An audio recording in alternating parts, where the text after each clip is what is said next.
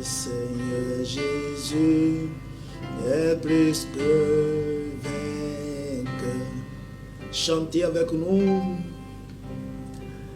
Et Christ a dominé la mort et l'enfer. Le Seigneur Jésus est plus que. Nous te louons, Jésus, nous t'adorons, ô roi des rois. Le Seigneur Jésus est plus que vainqueur. Le Seigneur Jésus est plus que vainqueur. Le Seigneur Jésus est au-dessus des menaces, au-dessus des crises. Il est au-dessus du problème que tu traverses, au-dessus du problème que tu vis. Il est au-dessus de tout ce que l'ennemi peut dire contre ta vie. Le Seigneur Jésus est au-dessus. Il a dominé la mort, il a dominé l'enfer. Il a dominé tout ce qui peut être obstacle à ta vie. Donc l'accepter comme Seigneur et Sauveur est le plus grand avantage que tu auras dans ta vie.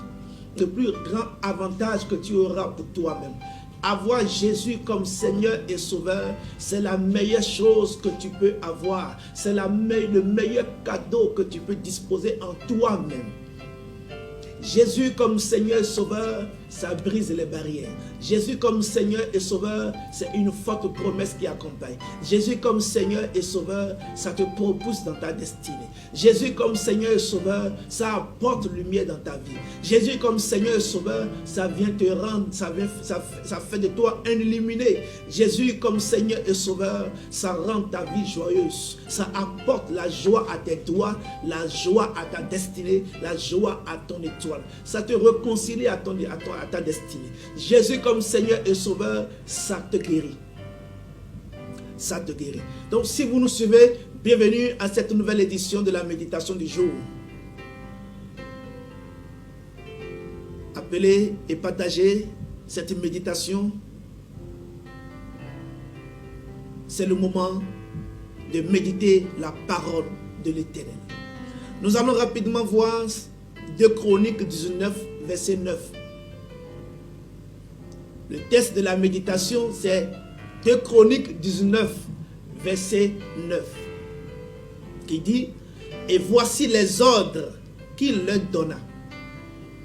Vous agirez de la manière suivante, dans la crainte de l'Éternel, avec fidélité et avec intégrité de cœur. Je reprends la lecture pour vous. 2 Chroniques 19, le verset 9. Et voici les ordres qu'il leur donna. Vous agirez de la manière suivante, dans la crainte de l'Éternel,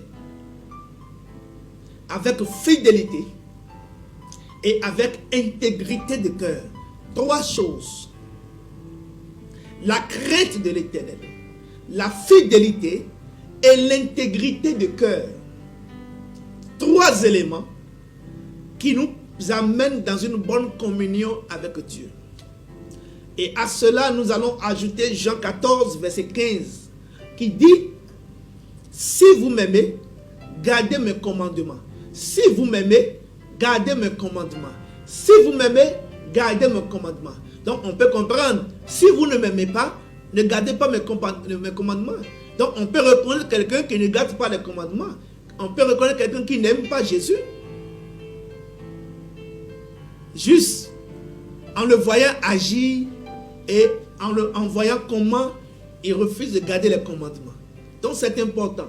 Si vous aimez Dieu, ce n'est pas un jeu, ce n'est pas de l'amusement. Si vous l'avez accepté comme Seigneur et Jésus, comme Seigneur et Sauveur, c'est le moment maintenant de retourner dans sa parole fondamentale. C'est le moment de se laisser imprégner par cette parole et laisser la parole agir en nous. Si vous ne l'avez pas encore accepté comme Seigneur et Sauveur, acceptez-le comme Seigneur et Sauveur. Laissez-lui la direction de votre vie et vous verrez que toute chose marchera. Tout le monde a besoin d'une direction. Tout le monde a besoin d'être dirigé. Les animaux ont toujours un leader. Les humains aussi ont besoin d'être dirigés. Chacun prie pour avoir une direction, peu importe le domaine, la carrière, le mariage, tout.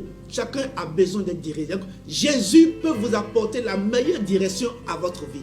Acceptez-le comme Seigneur et Sauveur. Acceptez-le comme le plus grand dirigeant de votre vie. Acceptez-le comme le bon berger en vous. Acceptez-le, il va vous diriger. Laissez-le, il va vous conduire. Laissez-lui à votre foyer et il ramènera la paix dans ce foyer. Laissez Christ le faire. Laissez Christ, acceptez-le. Acceptez-le maintenant et vous verrez ce qu'il fera dans votre vie. Rapidement, je voudrais voir avec vous, l'intelligence est supérieure, l'engagement est supérieur à l'intelligence.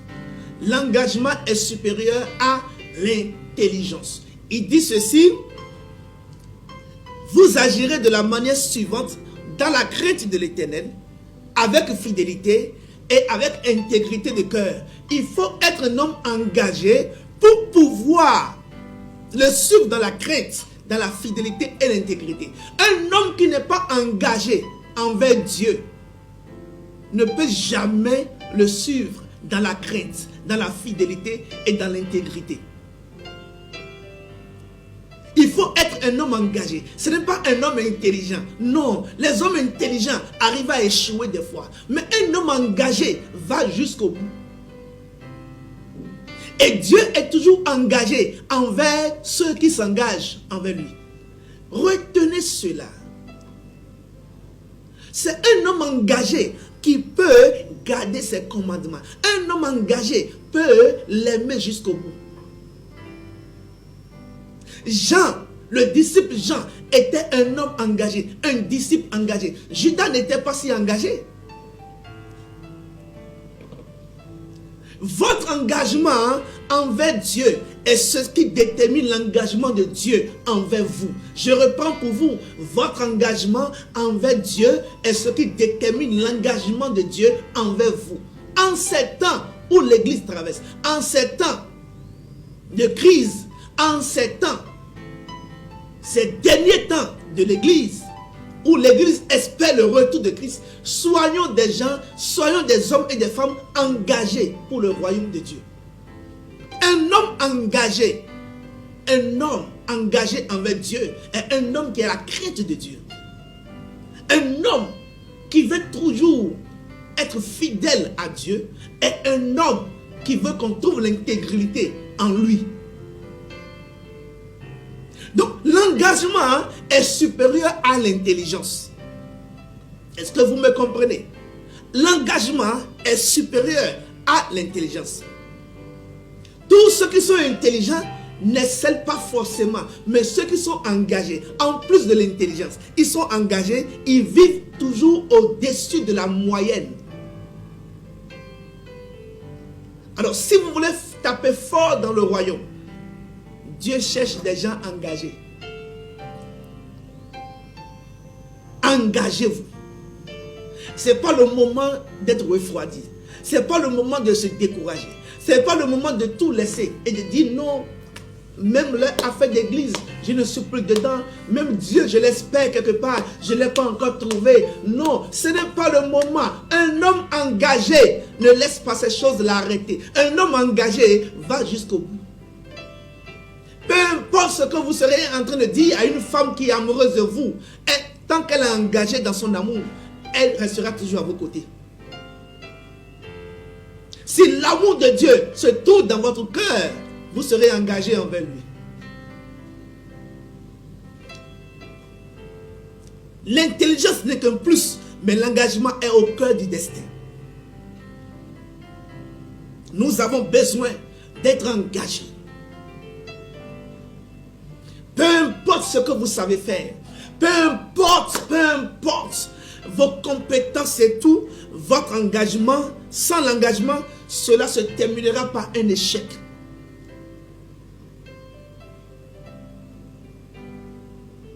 On dit aux disciples, taisez-vous. Ils disent non, nous on ne peut pas se taire. Les pharisiens ont dit à la foule, maître, ils ont dit à Jésus, maître, dis à la foule de se taire. Jésus leur a dit, si la foule arrive à se taire, il y a d'autres personnes qui sont plus engagées que la foule. C'est les pierres. Si la foule se taisait, les pierres vont commencer par crier. Donc, il y avait des gens plus engagés que la foule. D'autres personnes étaient plus engagées que la foule. Ne jouez pas aux intelligents. Allez à l'engagement.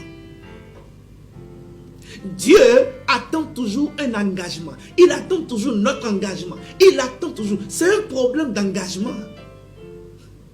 Frère, ce jour, la méditation du jour te rappelle ton engagement envers le Seigneur. Te rappelle ce que toi-même, le vœu que tu t'es fait un jour envers Dieu. Ce que toi-même tu avais dit à l'Éternel quand personne n'était là. Ce que toi-même tu as prévu faire quand personne n'était là. L'engagement dans le service, l'engagement pour les choses du royaume, c'est de ça qu'il s'agit, frère. Est-ce que tu peux comprendre cela? Engagez-vous. L'engagement est ce qui nous rend meilleurs dans le royaume. Nous allons jusqu'au bout. C'est pour vous dire que la méditation de ce jour, où que tu sois, rappelle ton engagement. Souviens-toi de ton engagement. Sans engagement, sans ton engagement, Dieu ne peut pas s'engager avec toi. Sans ton engagement, Dieu ne peut pas. Tu ne peux pas soulever Dieu. Ça ne peut pas. Sois engagé. Et si hier, tu étais tellement engagé, rappelle-toi de ce jour et reprends tes forces. Reprends tes forces. Quand Élie a vu la menace de Jézabel, Élie a fui et est allé dans la grotte. Dieu lui a dit, mais qu'est-ce que tu fais ici? Élie a répondu en disant, écoutez bien, Élie a dit, ils ont tué tout le monde, je suis le seul qui reste.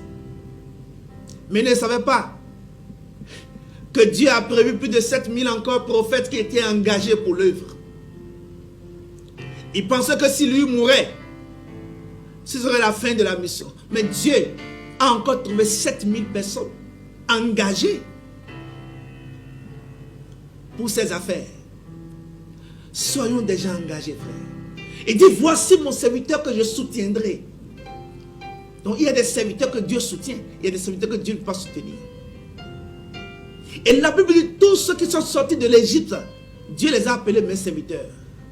Donc tu es un serviteur. Sois engagé. Je prie pour toi dans le nom puissant de Jésus-Christ. Que la force de l'engagement tombe sur toi. Que l'Esprit de Dieu te relève dans le nom puissant de Jésus-Christ. Que Dieu vous bénisse. Rappelez-vous, je dois m'engager dans ce que je fais. Je dois plus m'engager dans le royaume et dans le service. Que le Seigneur vous bénisse. Acceptez Jésus-Christ dans votre vie. Acceptez. N'oubliez pas de parler de Jésus au cours de la journée à vos collègues, à vos amis, à votre famille. Envoyez un message aux gens parlant de Jésus. Parlez de Jésus sur vos statuts. Parlez de Jésus sur Instagram. Parlez de Jésus sur Facebook. Que le Seigneur vous bénisse. Shalom dans vos maisons. Au nom de Jésus-Christ. Amen.